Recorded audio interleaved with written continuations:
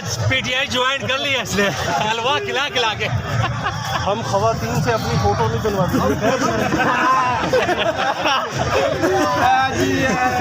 भाई आप लॉन्ग मार्च में आए, लेकिन अपनी पीटीआई ज्वाइन कर ली है। हाँ भाई अपनी ओके, अपनी जिम्मेदारी पर। अब मरियम नवाज लंदन चली गई और ये बेचारा यहाँ पे। किसका है?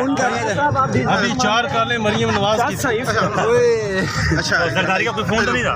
अभी इमरान खान साहब लिबर्टी चौक पहुंचे, इन्होंने लिबर्टी चौक का सारा विजिट किया, लेकिन एक हैरान कुन यहाँ पर एक मामला पेश आ गया। मौलाना फजलुर रहमान साहब लिबर्टी चौक में इमरान खान साहब के ये सब इंतजाम को देखने पहुंच गए। मेरे साथ एक पीटीआई के जनरल सेक्रेटरी भी मौजूद है, जनरल कौंसर साहब मौजूद है, इनसे भी बात करते हैं और मौलाना साहब से बात करते हैं। अस्सलाम वालेकुम मौलाना साहब। वालेकुम सलाम। मौलाना साहब, ये मैं क्या देख रहा हूँ, आप पीटीआई वालों के साथ बैठ चुके हैं। ये देखें, हम इनको इंसान समझते हैं, ये बेशक हमें नहीं समझते।